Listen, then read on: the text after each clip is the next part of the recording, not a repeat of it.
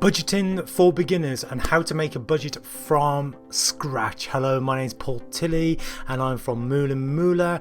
And Moolah Moolah is a channel all about finding financial freedom that basically will enable us to live the life that we really want to live without worrying about the pennies and the pounds every single minute of the day. So if that sort of stuff interests you, then check out this video, but also check out all my other videos.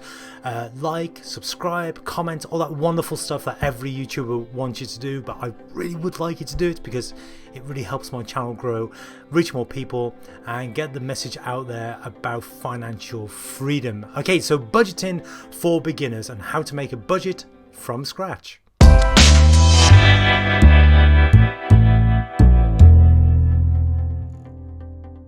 Okay, so when I first started to get really serious about budgeting was when I literally started to have a little bit of a breakdown about my pension, about the money that I had, and basically I didn't want to eat cold baked beans from a tin when I'm 70. So basically, you know, you sort of have to work backwards. You have to start to think to yourself, how much money do I actually want in my savings account or my shares or whatever, my emergency fund, and work backwards from there. And that means that you really start to have to look at the way that you're spending every single pound and really break that down. And the way that we do that is to set a realistic hardline budget where we first of all start to look at the money that we've got coming in and the money that we've got going out. And that's where spreadsheets come in. And I'll show you a great free spreadsheet that you can use right now, and you can start to work out where all your money is going and what you're doing with it.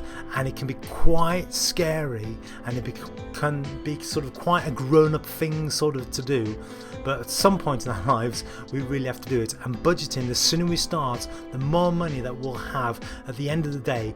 And you know, as we get older, we'll have more money in our bank accounts to find that actual financial freedom. So let's start by looking at a spreadsheet and looking at our budgets. Okay, so the first thing that you want to do is basically to start to get a spreadsheet and to look at hard, cold numbers.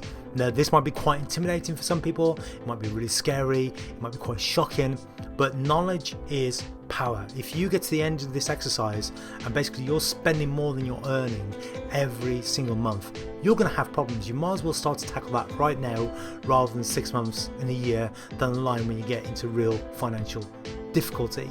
So what you want to do is to get your hands on this spreadsheet. Now, this is one of the best spreadsheets that I've found. I've been using this for a number of years now, and as you can see, it's from moneysavingexpert.com, which is Martin Lewis, which you may have seen on TV. You may have seen this guy. He's really good. He's basically getting lots and lots of people to think about their finances. This guide, which is basically your budget planner, is really good. You could probably read through this and it'll probably give you better information than this video gives you. But please carry on watching the video and don't forget to like, subscribe, share, comment. So go to this page and download this version, the spreadsheet. Don't worry if you don't have Excel, we're going to put this into our cloud software. This is totally free, by the way. So you get this and come to your cloud software. The great thing about using cloud software like Google Drive is that if you need to come back to this in the future and you've lost your access to your laptop or whatever it is, you can always come back to this and keep using this. Now, there has to be some discipline here. Honestly, there has to be discipline.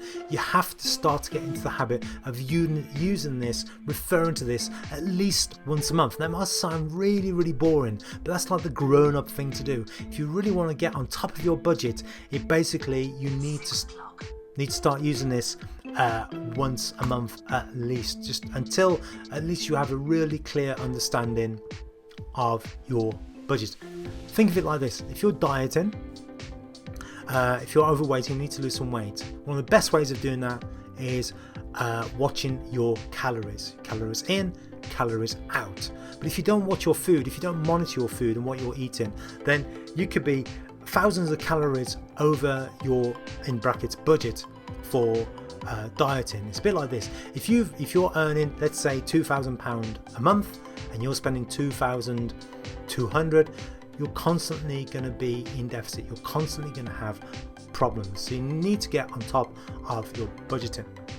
So the way that this works is really simple. How much money is coming in, how much money you're spending, and how much money have you got left, if any, at the end of the month. So the first thing you want to do is start to look at the money that you earn per month, per week, whatever it is you get paid. Okay, and the way that you look at that is how much money do you actually have going into your bank account every single month. Now, if you're employed, it should be roughly the same. You know, maybe at the end of the month you'll get a certain sum, let's say it's £2,000, whatever, and that's in your bank account. If you're self-employed, a bit tricky, but maybe go over the last 6 months and find out how much you'll actually have coming into your bank account every month that you have assigned to you. Now, this is a budget that I've done for myself for playing around when I retire. So it's just a play budget, rough estimate. So don't look at this and think, wow, Paul's hardly spending any money on his rent or mortgage. It's just a play around. So for this case, let's say we earn $1,800 a year, and that gives us around about $1,500 per month in our bank account. So we can play with that. Let's look at how much we could spend with this. Let's imagine, in this case, you want to look at your rent, or your mortgage, whatever it is, and then you want to look at some of the other things that are going to give you tips and tricks, like building maintenance, bank account fees, council tax, water, gas, electricity, oil, etc. Now, when I first started budgeting, I used to think, I'm roughly spending this amount on my gas and electricity. Then what you have to do is go actually into your bank account. How much money is literally going out of your bank account, going out of that 1,500 to pay for your gas, your electricity, your water, council tax? What actually is the number? Put that actual number in, not what you think it is, what actually is going out. Because at the end of the day, you could be hundreds of pounds out of your final cost of how much you're actually spending. You may have more money than you actually think, and then you can save more. That would be a good thing. What are you paying on your internet, your TV license? A lot of people will hire white goods, for example. I hire a washing machine every month, because I don't really want to have a massive cumbersome washing machine. I have no interest. I may move house soon, I may go abroad, who knows. I don't want to have to deal with a washing machine. So you put all this sort of stuff in. Mortgage protection plans, for example, stuff like pets. What you want to do is really go back over the last 3 months. Roughly how much have you spent just on your pet over the last 3 months, and put that number in. You might be quite shocked. You have to do the same with food. Obviously, every month your food bill may change slightly. So again, go over the last 3 months and get a rough ballpark figure of how much you'll spend on food, and then maybe add 20 quid just to over budget. Just go through all this again: road tax, parking, loans, credit card payments, lump sums. If you've got young kids, for example, how much do you spend on nappies or childcare, school meals, days out? Sometimes we need to actually budget for long term. So there's one here. I think Christmas is somewhere here. There we go. So Christmas. It's quite helpful. How much do you spend roughly on Christmas? If you've got young kids particularly, maybe budget for that every month. Like put 20 quid in a separate account every month, so then when Christmas comes it's not quite so scary. The other thing I was thinking was, where's it gone? Like, for example, opticians, if you wear glasses, I roughly spend about £200 a year on glasses and eye care and that type of stuff. So that's around about £17 a month. So I could put that again in a separate account and just have it there for work, so I don't have to worry about the costs of eye care. So you go through all this, do this, be really ruthless with yourself. Don't underestimate. No one else is going to see this. Overestimate, and then what you do at the end, you look at your sums, your big sums, how much you're spending. Obviously here I'll be spending an awful lot on my home, and then your final figure hopefully is in the green. You want it in the green. If it's not in the green, you've got a problem, but at least you know the problem. At least you can start to address the problem. Then the second thing that you want to do is look at another free program or similar sort of software, and really even further break down all of your spending. So I use this program called Money Dashboard. It's another free program and it's absolutely brilliant. And of course, I'm gonna have to blur out quite a lot of my my program because I don't want you seeing all of my dirty laundry, as it were. But it's a great program, but again, you have to be really disciplined with this. You have to keep on top of it, and what it does is starts to tell you a realistic picture again of how much you're actually spending and how you can start to develop a budget. Now if you want to sign up, it's free, and basically there's two different types of programs you can use.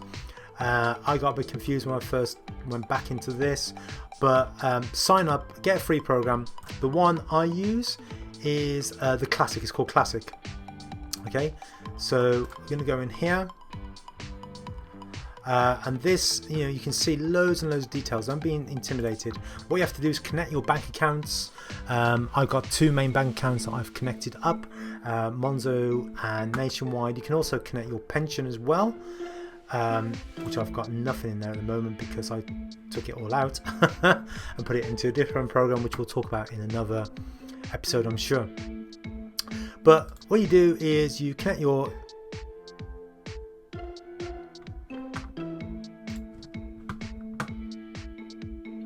accounts here and go just connect them up. It's really, really easy.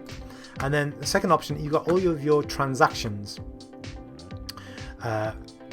here, where just so explain, when it goes to savings, basically with my account I automatically set it up where it will round off to the nearest pound. So if I spend 75 pence, it'll round it off to a pound and put that into a savings account. So that's why it's got loads of savings, if that's confusing. Stuff like Amazon purchases, for example. And then what you do is, so this one is untagged, yeah, you click on there, you basically tag it. Now what I used mine for was basically equipment for maybe hobbies and activities, so do that. So I've got hobbies and activities there for my Amazon purchase that I spent. It's basically for the screen behind you at the moment. And then we go over to budgets, and I've allocated certain amounts of money to certain budgets. I'm gonna have to blur this one out, I'm afraid, sorry. And it is, I will put that into my wants. So I've got a wants budget. So this is like a play budget. Then we click on here, and then we can type in hobbies and activities. Click on that, and I'll automatically put that into my wants budget. Also, it will show me any untagged transactions. So I can bus fare here was transport, public transport. I'm not quite sure what that is, so I need to Google that far away and work out what that was for. So now I can see that my necessities budget, for example, like council tax, water rates and stuff like that, is almost finished. So I can double check here and see if there's anything that I've not yet paid. Savings there, wants. I also have a separate budget that I've put just for food, so I can keep an eye on the amount. That's really one of my, other than rent and mortgage, food is my biggest outgoing, so I really try and keep a handle on that. And then I've got all my budget here, so I can just see the big picture of, like, I'm roughly halfway through my budget this month. You've got a planner activity as well. Balance and history, in and out, what is coming in, what's going out, and so on and so forth. Now, if this looks a little bit too complicated, honestly, the main reason why you use this is for tagging. Tags are really, really important. What it does, it makes you go through every single payment that you make. Tag it, so not one penny should be untagged. So then you can really start to then look at your budgets and go, okay, I'm spending far too much money on, maybe you want to tag everything that's to do with entertainment. If you're spending lots of money on Netflix subscriptions, Spotify, Amazon, DVDs, if people use DVDs anymore, I don't know, going to the cinema, that type of stuff, and you're thinking, geez, I'm spending like hundreds of pounds a month on just entertainment, then you can set yourself a budget and go, you know what, I'm only going to spend, I don't know, let's say £100 for example on entertainment a month, and once that's gone, it's gone. And you really keep an eye on that. So you link these two. So your first one, your planner, your spreadsheet, is your hard cold facts. But then you start to, so you got a budget there, and you start to put that into money dashboard, and you can really keep an eye on your money. So listen, if you really want financial freedom, if you really want to be able to save money and invest, if you really want to basically get out of this paycheck to paycheck living, if you want to have that freedom and live a better life, honestly, budgeting, starting to budget, is the most basic thing, the most important thing that you can do in the start of that journey. For some people, it's quite intimidating. It's quite scary to look at the raw numbers, because you realize how little money you actually have. For some people, they realize they have a lot more than they anticipated. If they just cut back on certain things, they can save a lot of money. It's actually quite an exciting journey for them. Numbers and spreadsheets can be something that you've never really sat down and really looked at, and again, it can be quite intimidating. But it's the start of the journey. We have to be disciplined with these things, or else we just end up going through life coasting with money, and at the end of the life, we don't have that much money left, and it's quite scary. Or we don't have any money to leave for our children if we really want to do that, or we don't have any money for that big holiday that we want, when we reach retirement age, or whatever it is. But we have to start budgeting, and I wasn't taught this sort of stuff at school. My parents, God bless them, didn't teach me this sort of stuff. It's really one of those things that I had to be disciplined about, and I teach my children about budgeting, and they get really bored me going on, but I'm like, you need to budget for this, you need to budget. If today I was having a chat to one of my sons, and he really wants a new bike, a mountain bike. Good for him, it's a hobby of his. But then he wanted to go out and buy a t-shirt, and I said, well, if you're going to spend £15 on a t-shirt, but you want a bike, how does that work? And he's like, oh yeah, I guess I need to put that £15 towards buying my bike in 6 months time or whatever. That's basic budgeting, I know.